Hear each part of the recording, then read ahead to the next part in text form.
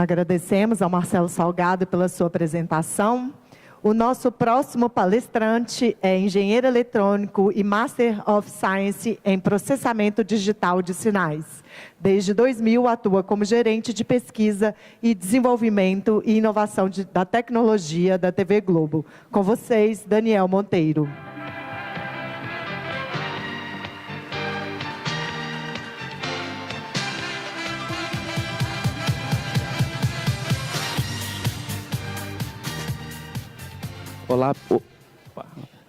Olá pessoal, boa tarde. Agradecer ao Sebrae pelo convite, estou muito feliz em estar aqui no evento falando sobre digital, né? Hoje em dia a gente fala tanto sobre marketing digital, sobre transformação digital, e uma palavra que é muito ligada a tudo isso é inovação. Então, eu vou tentar trazer para vocês um pouquinho aqui de como que a gente enxerga inovação dentro da Globo. Eu sou gerente de um laboratório focado em inovação, em novas tecnologias, novos produtos. E eu vou falar um pouco que inovação é cultura, né? Cultura e criatividade. E eu trouxe alguns exemplos de usos de dados, uso criativos de dados, como inovação e transformando o negócio, né? Primeiro, falando um pouco sobre inovação, contextualizando, a gente tem que entender o que é inovação. Inovação é uma palavra meio, de certa forma abstrata, né? Tem uma primeira definição de inovação, que é inovação incremental. A inovação incremental acontece quando a gente melhora algo que já existe, né? Certamente, no ano que vem, vai ter um novo telefone com uma câmera com alguma coisa diferente que a gente não esperava. Como esse ano tem a câmera que desfoca e tudo mais, ano que vem a gente terá uma câmera melhor. Mas a gente está melhorando um telefone que já existe. A inovação maior aconteceu lá atrás, né, na chegada dos smartphones, usando o telefone como exemplo. Um segundo step na inovação é a inovação de fato. Né? Você criou uma coisa nova, essa coisa não existia antes, e você mudou alguma coisa, né? Criou um novo produto, criou uma nova oportunidade. E o terceiro, que é o que todo mundo quer, é uma palavrinha que está na boca de todo mundo de tecnologia, todo mundo que quer transformar o mercado, que é disrupção. Só que disrupção é uma palavra também que está todo mundo usando e considerando tudo que existe disruptivo, né? Mas qual é a definição de disrupção? Eu encontrei essa que hoje é a que eu mais uso, que a disrupção é quando você cria uma inovação e você obsoleta o passado. Você torna daquele ponto adiante, a vida muda completamente. Aí vamos dar um exemplo, né? Usando a própria fotografia. Quem se lembra quando a gente usava máquinas de retrato para viajar, a gente comprava filme, 12, 24, 36 poses, tinha na loja, levava um monte de tubinho daqueles na viagem, a gente colocava o filme na câmera, tinha medo de não colocar errado e não queimar tudo, a gente batia a foto, não enxergava como a foto saía, aí batia 2, 3 vezes para garantir que ninguém piscou, tudo mais, e a gente fazia a viagem inteira e recolhendo aqueles tubinhos, trazia para casa, levava numa loja, o cara botava aquilo no negócio químico, no quarto escuro, daí um tempão você ia lá, buscava, te dava um albinho de plástico, você encaixava tudo dentro do albinho, fazia uma festa, convidava seu tio, primo, para ver as suas fotos. Se alguém quisesse uma cópia daquela foto, você pegava o negativo, marcava o número no papelzinho, no envelope, levava na loja, o cara revelava, você ia buscava, dava de presente. Hoje em dia, a gente já tira a foto e já manda a foto para as pessoas. Aí, só que a gente está olhando do nosso lado, né, como usuário. Agora, você imagina essa transformação em toda a cadeia, né? Como estão hoje as lojas que vendiam filme, as lojas que revelavam, as fábricas que fabricavam os produtos químicos de revelação, que hoje já não existe mais tanta revelação assim. Então, quando a gente fala em disrupção, é uma quebra completa em toda uma cadeia. Né? A gente olha muito do ponto de vista do usuário, como a nossa vida mudou, né? Como o WhatsApp mudou o nosso hábito e quase ninguém mais telefona. Hoje a gente manda mensagem, a gente não quer falar no telefone, a gente quer só... até uma língua nova surgiu, né? Que são as abreviações do que a gente usa no WhatsApp. Então, tudo isso leva à disrupção. E como que a gente trabalha para alcançar a inovação? Né? Obviamente, se a gente ficar só focando em disrupção, a gente pode ficar tentando fazer várias coisas, ficar tentando e não consegue nunca. E olhar também a inovação incremental é importante. Né? Tem gente que fala da inovação com I maiúsculo. Você, às vezes, fica buscando só a inovação com I maiúsculo e você tenta e não consegue. Né? A inovação com I minúsculo também é bem interessante e, no fundo, ela faz a empresa girar.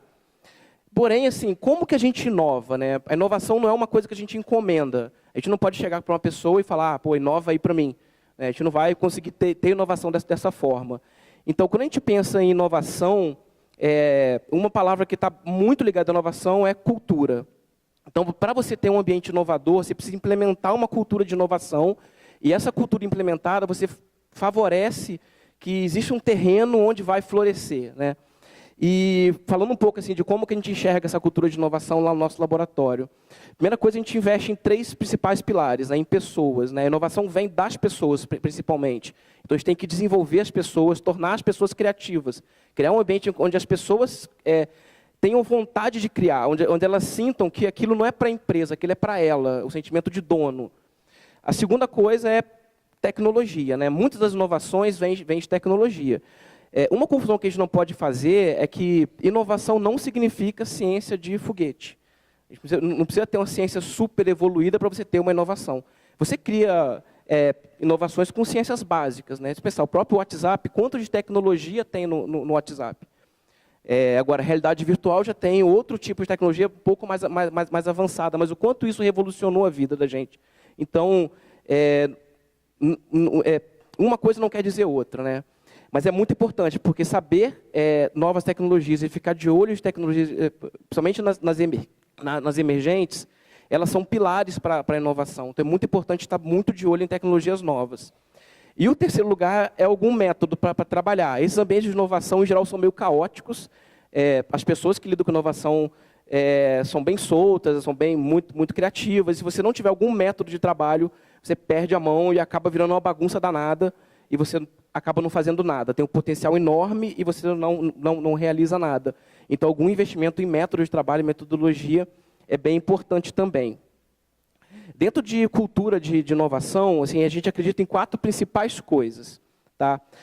Número 1 é diversidade.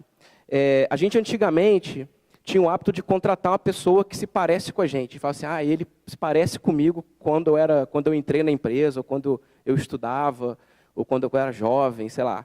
A gente falava isso. Hoje, a história mudou. A gente precisa ter uma diversidade enorme no ambiente de trabalho que a gente vive. Então, a gente tem que contratar a pessoa diferente da gente, porque a pessoa diferente vai ter uma opinião diferente, vai ter um ponto de vista diferente. Então, traga pessoas de outras culturas, de outros lugares, de outros estados, completamente diferentes, de outras formações. Né? Você não vai contratar sempre aquele engenheiro que formou no mesmo lugar que você, no mesmo curso. É uma pessoa igualzinha a você, ele vai fazer mais do que você faz. Que tal juntar pessoas completamente diferentes, né, que vão confrontar pensamentos, que vão gerar debates? Isso é muito mais interessante. Né? Tem até um vídeo lá do Steven Johnson que fala sobre que muitas das ideias, na realidade, são meias ideias. Né? A gente precisa de outra metade daquela ideia que está com uma outra pessoa, que essas ideias vão se juntar e vão criar uma ideia muito melhor depois. Né? Número 2 que eu falei é tecnologias emergentes. A gente tem dezenas de tecnologias novas por aí, e estar de olho nessas tecnologias é muito importante, porque, apesar de não querer dizer diretamente inovação, elas são o alicerce para muita inovação. Né? Em terceiro lugar, uma cultura, você implementar um ambiente onde a gente consiga favorecer um ambiente inovador, né? Onde as coisas aconteçam, onde você dê liberdade de expressão para as pessoas, onde as pessoas não têm medo de falar o que pensam, de expor uma ideia ruim, né? Porque de quantas ideias ruins são necessárias para aparecer uma ideia boa. Né? Então, a gente é um ambiente onde a gente não critica as ideias, onde a gente dê terreno para que as pessoas consigam colocar essas ideias adiante. Né? Até hoje, a gente pensa muito em empreendedorismo, alguém abrindo uma empresa. Mas, para fazer inovação dentro de uma empresa, também precisa ter de espírito empreendedor enorme. Eu acho que é até um pouco mais difícil do que fora. Porque quantas pessoas dentro você tem que convencer, ou tem que trabalhar, trazer para junto, para fazer uma ideia e ir adiante. Né? Principalmente em grandes corporações, as pessoas falam que tem os anticorpos. Né? Quando surge uma ideia nova, junta-se vários anticorpos para detonar aquela ideia. Isso é fato, isso acontece. E a gente só elimina isso com uma cultura de inovação. E você colocar uma cultura que você passa a espalhar pela empresa, a contagiar outras pessoas, outros departamentos, as áreas parceiras, trazer as pessoas para junto. Né? Um quarto item que eu acho muito importante também é da criatividade vindo da equipe. A gente antigamente tinha aquela figura assim, do cientista maluco, né? Aquele cara descabelado, que ficava lá no laboratório, lá pesquisando e tal, e do nada aparecia com uma ideia, descobriu a pólvora, eureka, né? e ele tinha uma galera que fazia para ele aquilo que ele criou, né? Hoje isso mudou completamente. Hoje a gente precisa criar um ambiente onde as pessoas se sintam motivadas a darem ideias e a gente tem um ambiente onde elas consigam colocar essas ideias delas adiante, né? Então a gente dá muito valor a esses 4 pilares, eles movem e na realidade quando a gente consegue que tudo isso funcione, a gente cria um ambiente que tem uma cultura onde a inovação acaba aparecendo naturalmente. Então, a inovação não é uma coisa que a gente força que aconteça, né?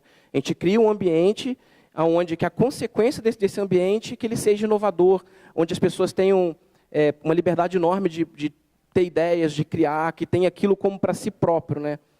A gente vê claramente nos casos assim que você vê que o cara não está fazendo aquilo para a empresa, ele está fazendo como se fosse para ele próprio, né? Então muita empresa tem isso até como um dos temas principais, que é o sentimento de dono. É o que você faria se a empresa fosse sua, né? A gente espera que o funcionário haja, que a pessoa tome atitude como se ela fosse o dono daquela empresa, não como se ela fosse somente um funcionário que está ali emprestando as horas de trabalho dele para fazer uma tarefa. Então, a gente vive a economia criativa, onde a gente quer que as pessoas sejam criativas, né? A gente precisa dar todo esse espaço, todo esse ambiente para que isso aconteça. Falando de tecnologia, deixa eu ver se é isso, que eu não consegui enxergar ali. Ainda sobre cultura de inovação, é muito importante você ter um ambiente legal, né? Um ambiente onde seja um ambiente que atrai a criatividade, mas não é só você pintar parede, colorir, colocar brinquedo e tudo mais, mas você criar atividades que favoreçam a inovação. Então, você criar workshops, criar metodologias de criação. Eu vi falando sobre cocriação antes aqui, você chamar as pessoas para criar junto de você. Ninguém é dono assim, ninguém é a pessoa mais criativa do universo, né? A criatividade é quando a gente junta pessoas, e essas pessoas, num debate, num processo de cocriação, criam algo legal, né? Então, a gente gosta muito desse modelo, a gente tem um espaço assim, algumas fotos de algumas atividades que a gente faz lá, tanto atividades internas, quanto a gente, às vezes, empresta o ambiente para outras áreas fazerem criação lá de processos e tal, tem hackathons, workshops e tal, então isso é uma coisa que a gente favorece muito. E também uma cultura de fazer eventos, né? Os eventos são muito importantes, porque você precisa... bom, nós somos uma área muito pequena, a empresa tem mais de 10 mil funcionários, nós somos uma área de 30 pessoas, só em tecnologia são mais de 2 mil. Então, como que nós, 30, vamos fazer alguma coisa se os outros não estiverem junto, né? Então, é muito importante você fazer eventos para você mostrar um pouco da cultura de inovação para as outras áreas. As áreas, em geral, tendem a ser, principalmente hoje em dia, né, que tudo é muito apertado, tudo muito corrido, todo mundo tem um dia a dia super tribulado. Fazer mídia é muito complexo, a Globo produz um volume enorme de conteúdo por dia, vocês devem ver. Então, assim, é muito, muito corrido. E quando é corrido, as pessoas ficam mais aversas a receber inovação, né? Por que eu vou, se o meu objetivo é colocar esse programa no ar, por que eu vou aceitar esse cara que está trazendo uma ideia nova, que pode dar errado e pode dar uma falha aqui no meu processo, né? Então, essas empresas que têm um dia a dia muito atribulado, as pessoas tendem a ser mais aversas à inovação. E a única forma de combater isso é cultura. Os eventos são a forma da gente espalhar a cultura para as outras áreas e a gente motivar, instigar as pessoas em temas de tecnologia também. Lá no laboratório a gente tem como hábito fazer eventos mensais, que a gente chama de happy hour, mas ele é temático, né? A gente traz talks de fora sobre algum assunto. E aí depois tem o happy hour. O happy hour é muito importante para o networking, né? Até assim, uma das principais palavras, assim, a principal palavra aliada à inovação é cultura e, em segundo, networking. É muito importante você conhecer as pessoas, que são as pessoas que gostam de inovação, porque é nelas que você tem que colar, porque elas vão conhecer outras e outras e outras, e você faz uma rede. É uma rede que vai facilitar com que esses projetos fluam, né? E esses eventos, os happy hours, tal, são muito importantes para fazer networking. A gente lá como um laboratório, a gente pesquisa muitas tecnologias e a gente acaba sentindo falta também de mostrar o que é feito lá para outras áreas. Às vezes a gente tem um projeto para o jornalismo e o pessoal do esporte não sabe. E ele podia usar aquilo de alguma forma e tal. Então a gente acabou criando esse segundo evento do outro lado, que chama de Open House, que é uma coisa que lembra a nossa infância, feira de ciências do colégio. Então, a gente transforma o laboratório numa mega feira de ciências, com todos os projetos montados assim no formato mais interativo, mais gamificado, e a gente convida a empresa inteira para participar, desde do advogado, ao cara do financeiro, ao cara de conteúdo, ao de tecnologia mesmo, para todo mundo participar, utilizar as coisas que estão ali. Tem muita tecnologia que é de ponta, as pessoas acham que ela não existe aqui, e assim, o brasileiro é muito bom em tecnologia, sim. Nós temos tecnologia muito forte feita em casa, a gente tem que valorizar isso, e as pessoas têm que valorizar isso também. Então, essa é a forma de mostrar que, para ter inteligência artificial, a gente não precisa contratar o gringo. A gente consegue fazer isso em casa. As universidades do Brasil são lotadas de gênios, de grandes talentos. A gente precisa valorizar isso. A gente mostrar o que a gente faz em casa é muito, muito importante, né? Aqui é só um exemplo de temas que a gente aborda. Assim, tem uma tonelada de assuntos que só o ano passado, cada evento a gente foca num tema diferente e vai circulando, e vai vendo o que é mais interessante, e vai trazendo coisas novas. E a gente também tem o hábito de fazer eventos externos, né? Aí eu trouxe aqui um vídeo com o evento mais famoso externo que a gente faz, é o Hackathon. Eu não sei quem conhece, quem sabe o que é um Hackathon, mas o Hackathon é uma maratona hacker, onde a gente traz desenvolvedores de todo o Brasil, e a gente faz uma experiência. Na realidade, o objetivo do Hackathon é criar uma experiência, né? A gente nerd não joga bola, a gente programa. Então, é juntar essa galera num ambiente onde ele consegue programar o dia inteiro, de um dia para o outro, né? E a gente inspira com objetivos da produção de conteúdo, o futuro da mídia, o futuro da produção de conteúdo, e a gente instiga essa galera a criar soluções, né? E assim, é bem legal passar um vídeo para vocês verem como é que é essa experiência.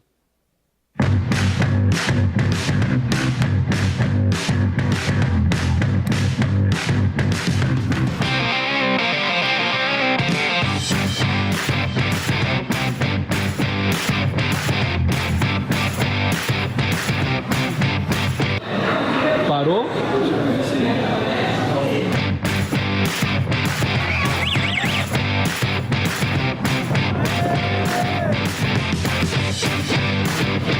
Quem, eu? Fernando Gentil? Imagina.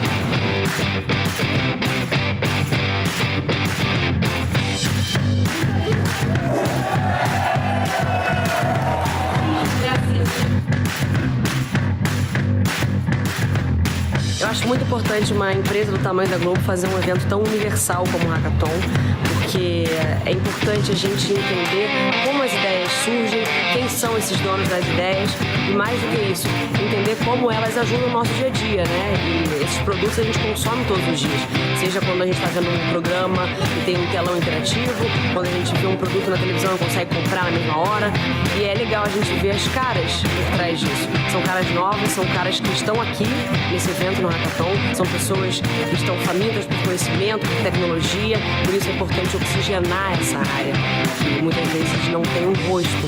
E o Hackathon faz isso, dá rosto às ideias.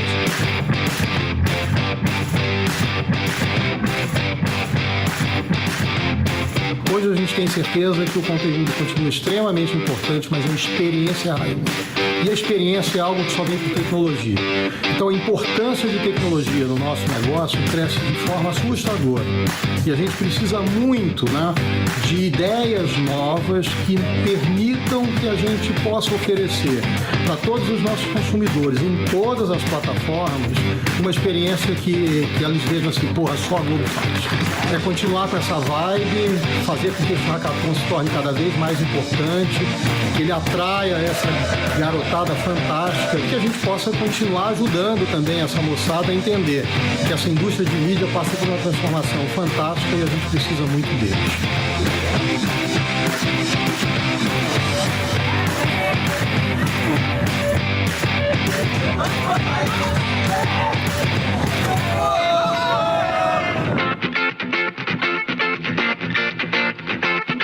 Olha, eu acho que essa visita aqui ao Vale, ela fecha com chave de ouro essa iniciativa do Hackathon, que é fantástica pra gente, né? Que a Globo é uma empresa que sempre investiu muito em inovação, que não basta a gente só ter ideia, é importante a gente colocar as ideias adiante e executar essas ideias. Quando eu cheguei lá na casa, não foi minha surpresa, já imaginava que ia ser aquilo.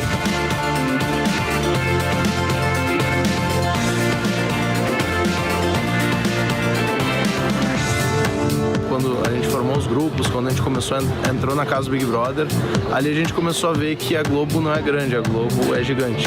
Isso em todos os aspectos. Durante a Hackathon, quando a gente começou a ter ideia, começou a desenvolver, a gente começou a receber uma mentoria muito legal do pessoal da Globo, uma mentoria muito importante pra gente nesse caminho. E também toda a infra que a gente tinha lá tornou a Hackathon uma das melhores experiências que a gente já teve. 4 pessoas que não se conhecem, formam uma equipe, tem uma ideia muito louca e desenvolvem o negócio e acabam ganhando, né? Tipo, é uma emoção bem grande.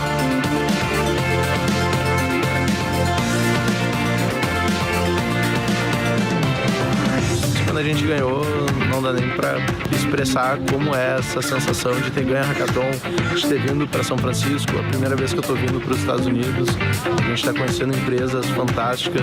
Eu tenho aprendido muito, a gente tá cara a cara com as melhores pessoas do mundo, isso tem sido incrível, uma experiência que não tem preço. Um dos melhores hackathons que eu já participei, na verdade foi o melhor. Eu recomendo fortemente todo mundo a se inscrever no próximo Hackathon da Globo, né? É uma experiência incrível, vale a pena. Mesmo se você não ganhar, só de você estar lá na cara do Big Brother, vale a pena. É uma coisa de outro mundo.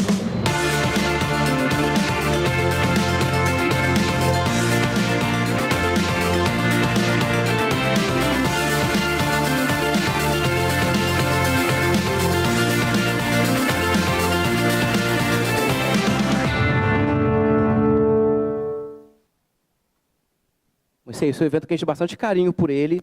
Na realidade, é um evento que a gente quer proporcionar uma experiência que seja tanto experiência para as pessoas que vão participar, quanto para os funcionários que participam também, né? Tem uma galera enorme da Globo que fica ali, que curte o evento, que aprende com as pessoas. A gente está tentando ensinar um pouco do que a gente tem, que a gente faz, e aprendendo um pouco com as pessoas que vêm também.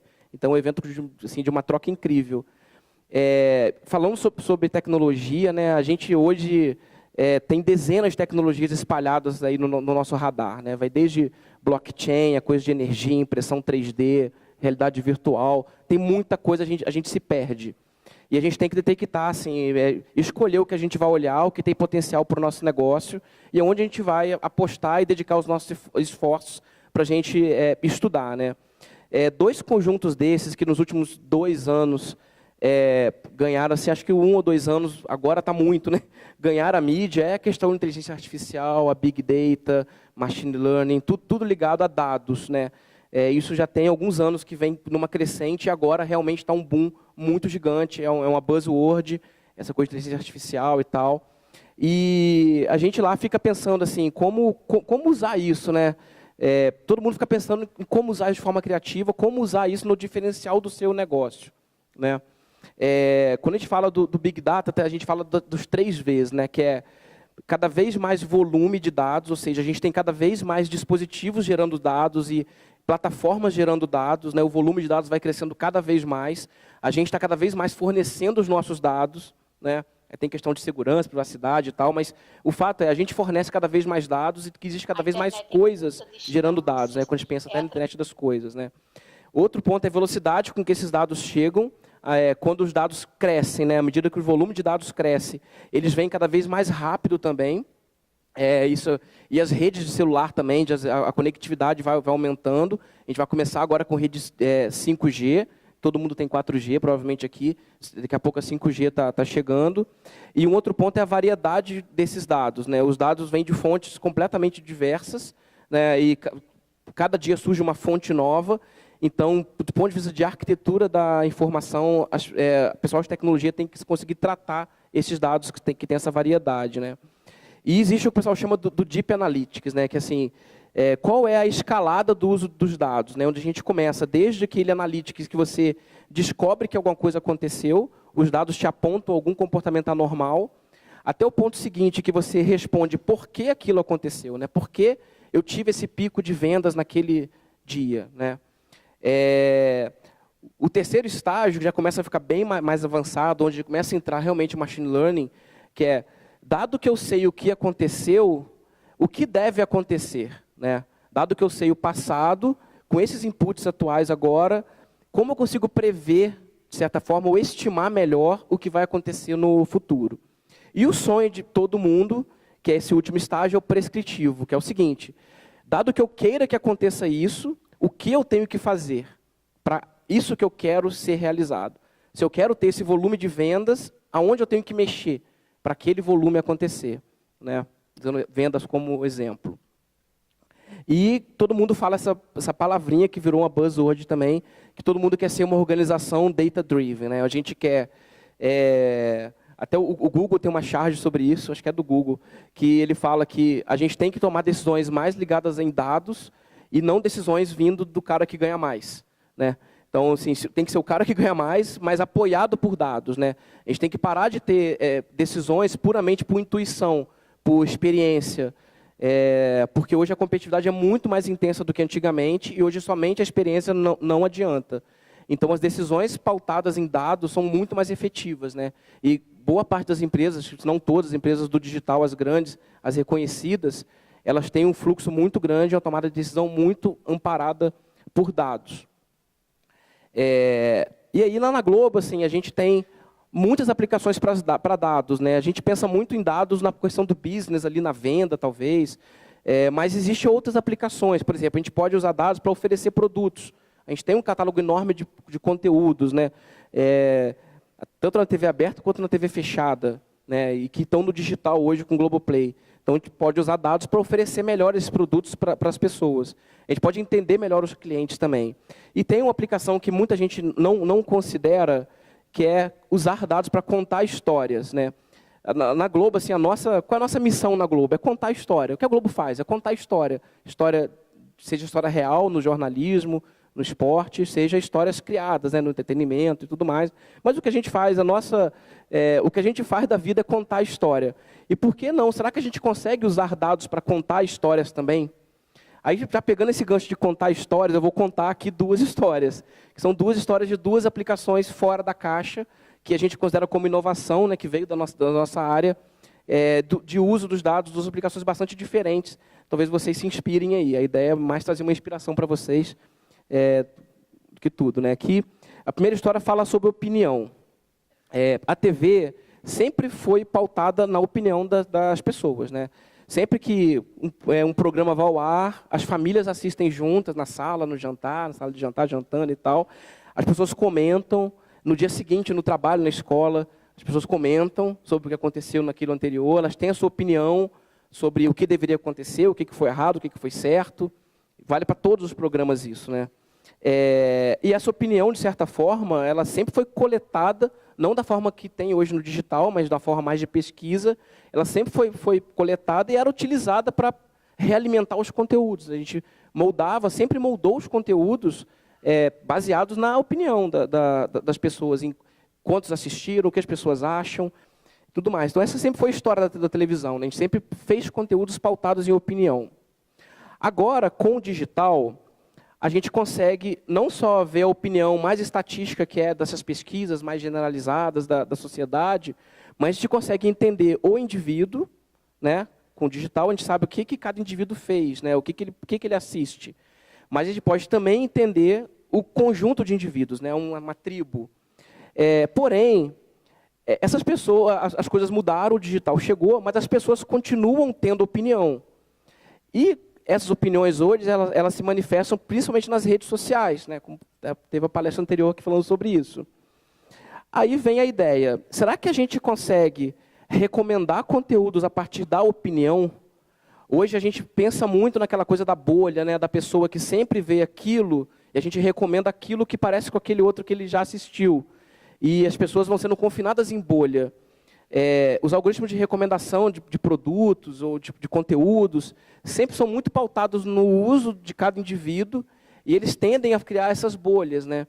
Será que se a gente criar uma recomendação baseada em opinião seria interessante? Então essa foi a ideia que surgiu lá no nosso laboratório e a gente criou uma coisa mais ou menos assim. Hoje as pessoas, a todo momento, as pessoas que assistem a TV, assistem o digital também, passei um slide a mais aqui, postam comentários nas redes sociais sobre o que passa nos nossos produtos, né? E tem muita gente que assiste TV tweetando. Isso é muita gente mesmo, um volume bem grande, de pessoas que comentam ali em tempo real. Muitos de vocês devem fazer isso. E se a gente entender o que cada uma dessas mensagens está falando, e a gente usar essa informação para recomendar um conteúdo que está sendo o conteúdo que está mais repercutindo. A ideia é usar uma tecnologia chamada NLP, que é processamento de linguagem natural, para processar os textos que estão dentro de cada comentário. Repara que não é um processamento de hashtag, processamento realmente de linguagem. Hoje existe uma tecnologia que consegue ensinar o computador a entender o que a pessoa, entender o contexto e a semântica daquilo que está escrito. Então, usando essa tecnologia, em seguida fazer algum algoritmo que conecte cada mensagem ao vídeo que a gente tem na oferta do nosso catálogo. E a gente pontuar o vídeo de acordo com o número de mensagens que foram conectadas a ele. Isso a gente batizou dos mais falados no Globoplay. Se você entrar no aplicativo do Globoplay, ele tem um trilho de recomendação, é logo o primeiro que aparece, embaixo dos cards principais. E é um trilho que tem uma vantagem que, como as pessoas comentam ali bem em tempo real, ele reage muito em tempo real. Então, logo que aconteceu um conteúdo, aconteceu uma cena de novela, e as pessoas, aquilo repercutiu, ele já ganha ponto muito rápido, porque os comentários acontecem muito rápido. E esse trilho, comparado com o método mais tradicional de recomendação, que é os mais vistos, ele é muito mais veloz do que os mais vistos, né? Para um vídeo atingir um número de visualizações grande, demora. E aquele assunto já foi. E aqui na métrica, a gente tem momentos até que dá o dobro. Esses gráficos, o azul é a performance do trilho mais falados, e o laranja é o trilho dos mais vistos. A gente vê que tem momentos que chega até o dobro de vídeo views, mas na média a gente tem um aumento de performance de quase 50%, com essa ideia simples de pegar comentários e conectar os comentários ao vídeo. Isso é um trilho, se vocês usam o Globoplay, olhem depois lá, tem um trilhozinho lá dos mais falados, que o tempo todo fica atualizando com o que acontece nas redes sociais. Trouxe aqui uma segunda história, que é o seguinte: será que a gente consegue usar dados para contar a história? Essa foi uma segunda aventura que a gente se meteu lá no nosso laboratório. Fazendo uma análise de como seria isso, imagina que a gente tem muitos dados, né? Todo mundo tem muitos dados, e desses dados a gente consegue tirar análises, né? A gente consegue visualizar esses dados, por exemplo, visualizar gráfico de venda, por exemplo, nosso gráfico de qualquer coisa, né? de conteúdo, assistir conteúdo, ou dados que geram conteúdos internos, que é o que eu vou mostrar. A partir dessas análises, a gente consegue tirar alguns insights. Ou seja, o que está esquisito nesses dados? Né? Com essas análises, o que está estranho? O que está fora da curva? O que está diferente do padrão? O que é raro que está acontecendo agora? E se a gente conectar esses insights, isso pode gerar boas histórias. Essa parte central, as pessoas chamam de análise exploratória de dados. E, normalmente, você tem pessoas que entendem mais o negócio fazendo isso, né? Que você tem que ficar ali remoendo aqueles dados, fazendo estatísticas e fazendo análises, tal, fica tentando, correndo atrás, e uma hora você acha as coisas, né? Por isso que essa ciência, né, o data science, é bem interessante, porque é uma ciência da diversidade, né? Você não é só o cara que é engenheiro. Então, tem o engenheiro de dados, que é um cara que vai mais coletar os dados, a gente tem o cientista de dados, tem o cara de negócios, tem designer, tem de tudo para fazer isso aqui fluir bem, né? Eu sei que está bem abstrato isso aqui, então eu trouxe um exemplo. Felizmente eu estou em Minas, o meu exemplo é com Botafogo, então eu acho que ninguém vai reclamar. Mas não é um exemplo ruim, tá? Futebol é um assunto que a gente escolheu para testar isso, porque é um assunto que tem muito dado. Durante a partida de futebol, tem muita estatística que é coletada. Eu não sei quem joga Cartola aqui, que jogo Cartola, que é o fantasy game, que você monta um time e tal. Todo Cartola é baseado em dados de estatística, e são muitos, muitos dados, né? Voltando aqui ao nosso exemplo, você imagina que essa tabela é o número de finalizações do Botafogo ao longo das rodadas. Esse dado é muito fácil, é muito simples de ter, você tem na internet até esses dados, bem fácil. Se a gente fizer uma análise bem simples, visual, plotar esses dados num gráfico, visualmente a gente percebe que tem algo errado ali bem no meio, que é essa parte que está marcada em vermelho, ou seja, na rodada número 10 teve algo esquisito, que o Botafogo saiu muito do padrão, e ele teve nessa rodada um número de finalizações muito superior do que ele tinha normalmente. Então, isso é um insight. A gente percebeu algo diferente, percebeu algo estranho.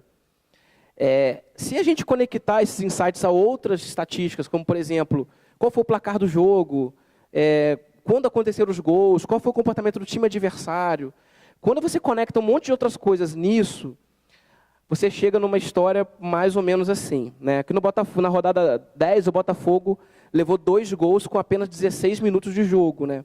O que aconteceu foi que o restante da partida, o Botafogo partiu para o ataque, ele estava perdendo em casa, então ele partiu para o ataque para tentar reverter esse resultado, né? Então ele se atacou muito para tentar reverter o resultado.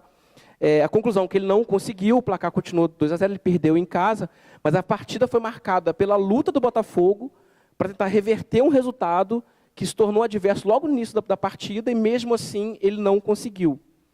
Aí a questão é o seguinte, isso é uma história gerada a partir de dados, a partir de insights que aconteceram a partir dos dados.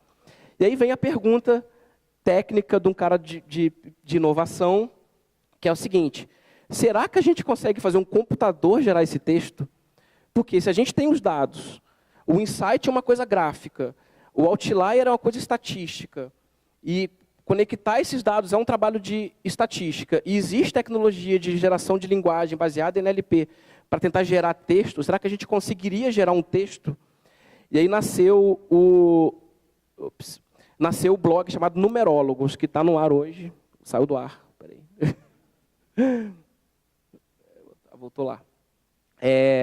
Esse blog Numerólogos, ele está no ar no Globoesporte.com, na verdade ele já existia antes, e é um blog que faz análise a partir de números da rodada. A gente apresentou essa ideia para o cara que escreve esse blog, e ao contrário que todo mundo pensa que a gente queria tirar o emprego dele, a gente não queria tirar o emprego dele. Na verdade, a gente queria facilitar a vida dele, né? A gente apresentou para ele, ele adorou a ideia, ele embarcou, porque esses textos gerados a partir de números muito secos são muito ruins de fazer, para ele era muito difícil fazer essa consolidação de números, geração desses textos. A gente apresentou para ele, a gente começou no início do ano com uma ferramenta que dava um texto mais simples, e ele recheava, então era uma publicação assistida por uma ferramenta de inteligência artificial em cima de data science. E ao longo do campeonato, isso estreou em março do ano passado, no início do Brasileirão. Isso é uma foto real lá do blog da primeira rodada. E a partir daí, nas rodadas, a gente foi melhorando o texto, baseado no que a gente aprendia com ele, né? Porque o texto de futebol ele é bem peculiar, né? Ele tem um pouco de ironia, provocação, né? É cômico. Então tem algumas formação de frases bem características de como é o futebol. E a gente foi conseguindo treinar o sistema para ele gerar frases cada vez melhores. E hoje ele praticamente copia e cola do que o sistema gera para o que aparece aqui no ar. E você tem subprodutos disso, por exemplo, toda essa geração de cards, de infográficos, já podem ser automáticas. Antes ele coletava os dados mais relevantes e dava para um cara fazer, né, para um cara de grafismo fazer. A gente passou a ter essas coletâneas de dados também embaixo, coisa que não tinha antes, com muito mais dados ele passou. O que ele ganhou? Né? Ele facilitou o trabalho dele muito. Ele pode fazer resumos de rodadas de campeonato que antigamente não tinha cobertura, por exemplo, Série B, Série C, campeonatos do interior, onde não tem um cara para fazer essa cobertura, ela pode ser automatizada agora. E ele passou a dar muito mais insights, porque assim, a gente, um ser humano, tem uma limitação do que a gente consegue tratar, né? A gente vai até um certo limite. O computador já vai muito mais longe. E a gente agora a gente gosta muito desse projeto, assim, foi uma coisa que a gente gostou muito. E a gente agora um trabalho desse ano que está fazendo para a Copa, evoluir com a plataforma para criar alguma coisa assim, bem feio, que é bem prototipado aqui, que como seria aquilo em tempo real. Ou seja, e se eu tivesse alguma coisa que fosse falando em tempo real as histórias que estão acontecendo. Então, tem um jogo acontecendo, Cruzeiro, Atlético Mineiro aqui, sei lá. Aí acaba de acontecer um gol, e esse gol é um outlier de alguma coisa, esse gol é uma coisa diferente. Ou seja, esse cara marcou, o cara que marcou o gol, ele nunca marcou, ele não marca tanto tempo, ou ele chutou com a perna esquerda, ele normalmente chuta com a perna direita, não sei. Mas imagina uma ferramenta que consiga dar insights em tempo real, e isso ajude o comentarista. Então, o comentarista fica com uma ferramenta dessa, e o sistema vai dizendo para eles coisas que ele pode falar para complementar ali a transmissão, para enfim, enriquecer a transmissão, e também na web, né, de gerar esses dados no tempo real na web. Então, esse é um projeto nosso desse ano. Eu dei uma corrida aqui, a gente praticamente encerrou. Eu queria deixar aqui, como eu vim falar sobre dados, eu trouxe para terminar essa frase aqui, que eu gosto muito do Arthur Clarke, que é um cara bem inspirador, que ele fala sobre a era da informação, né? Que a gente vive na era da informação, mas é importante lembrar que informação somente como dado bruto não é conhecimento, né? O conhecimento não é sabedoria, e sabedoria não é presciência. Porém, a informação é a base de tudo. E para a gente percorrer essa trilha, a gente precisa de muita tecnologia, muita ciência e muita criatividade. Pessoal, é isso que eu tinha para falar para vocês. Obrigado.